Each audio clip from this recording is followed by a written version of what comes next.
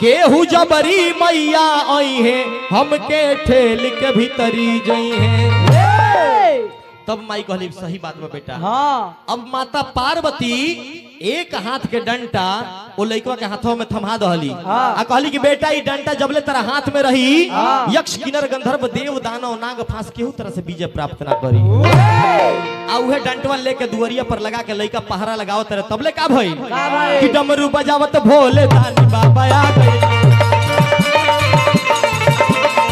डमरू बजावत भोले दानी बाबा आ गए।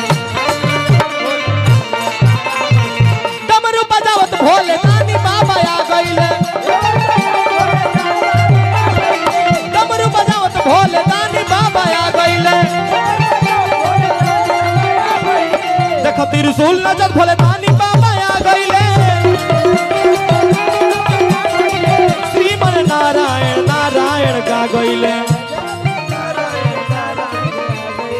डमरू बजावत भोले दानी बाबा आ गईले।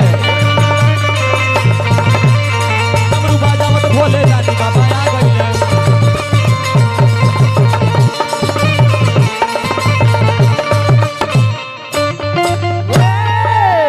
डमरू बजाओ त्रिशूल न जाओ